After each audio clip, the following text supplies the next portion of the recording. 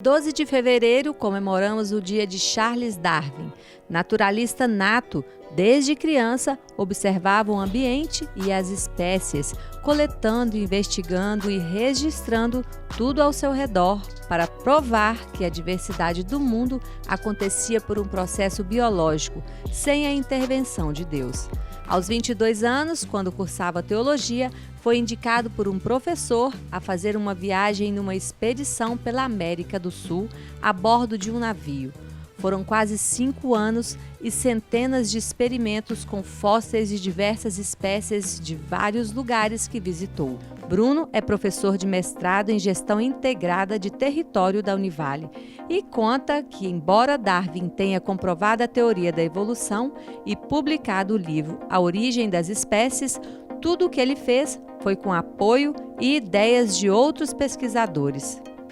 Nas viagens do século XIX, as pessoas estavam sempre seguindo caminhos já trilhados por outros. Esse caminho que o Darwin fez, ao chegar no Rio de Janeiro, chegar em Salvador, por exemplo, já tinha toda uma rede de naturalistas e parataxonomistas. Esse nome bonito, né, parataxonomista, é o que chamamos hoje a pessoas como um mateiro, um pescador, uma pessoa que faz uma trilha. São pessoas que já conhecem a fauna e a flora local. Então, a pessoa fala assim, eu quero que você me mostre uma coisa diferente, uma coisa assim. Então, o mateiro já sabe onde levar. Então, pensar no Darwin como uma pessoa genial, sozinha, é equivocado pela história da ciência.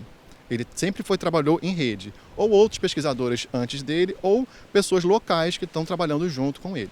Em seus relatos, Darwin menciona 2 ocasiões que ocorreram com ele quando passou por Salvador e Rio de Janeiro. Ele passando por Salvador, enquanto uma base para as expedições terrestres, né, ele presenciou uma parte do carnaval lá soteropolitano. E antigamente tinha umas guerras de uma bolinha de água que acertou nele, ficou mal-humorado, escreveu isso no diário dele. E outro ponto, e que ele viveu em todas as cidades portuárias aqui no Brasil, especialmente o Rio de Janeiro, o incômodo profundo que ele teve com a escravidão. Após a viagem, Darwin ainda demorou cerca de 20 anos para publicar o livro A Origem das Espécies, obra que o tornou reconhecido no mundo como uma das maiores personalidades da história. É tanta coisa que tem que categorizar, identificar a espécie com mais carinho e ver as relações que ele estava vendo não só do indivíduo, mas do indivíduo no ambiente. Então, as anotações dele.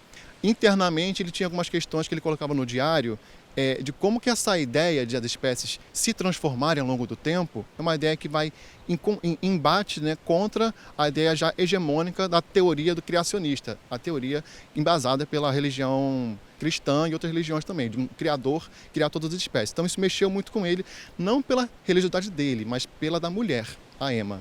Então assim, ele vai segurando isso durante 20 e poucos anos, até que ele recebe uma carta.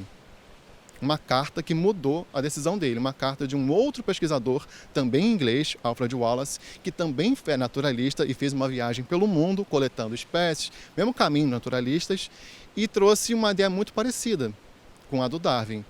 Embora muito incipiente, muito inicial, é um artigo que ele está querendo publicar, querendo conversar com outra pessoa para ver como é que está, isso mexeu com ele.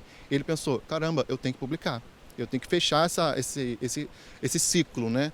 Essa carta foi em 58, em 59 ele já está fechando a versão da primeira edição Sobre a Origem das Espécies. Uma teoria que mexeu com a centralidade do ser humano no universo. O foco maior dele é toda a biodiversidade, especialmente os animais.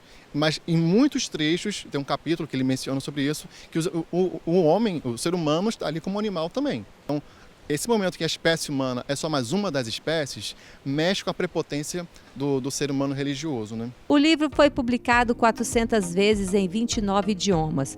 Bruno ressalta que a maneira como Darwin escreveu fez com que muito mais pessoas entendessem e aceitassem o que estava escrito. No primeiro momento, a igreja nem se alardeou tanto assim, porque a primeira edição de 59 foram 1.250 exemplares, terminou rapidamente, em 24 horas terminou a venda. Então, assim, quem estava ávido para ler eram os cientistas. Então, nesse primeiro momento, não foi uma questão. A segunda, terceira, quarta, sexta edição, especialmente, houve, além de uma maior disseminação, né, desse material para as pessoas lerem, questões muito mais elaboradas e marcantes sobre a evolução do homem junto aos outros animais. Então, Ao longo da década de 60, ficou mais marcante esse embate com a igreja. Ele ressalta ainda que a teoria de Darwin não está contra a ideia de Deus. Ela está contra a teoria criacionista presente na Bíblia. A questão é o livro Bíblia, não é a ideia de Deus, a ideia de crença. Isso não afeta, porque um Deus pode ter criado um mecanismo de evolução. Então isso não afeta. Agora o problema são as religiões que não são centralizadas, né? A diversidade protestante que tem e tudo mais. Isso cada uma vai ter um posicionamento. Muitos cientistas são religiosos, né?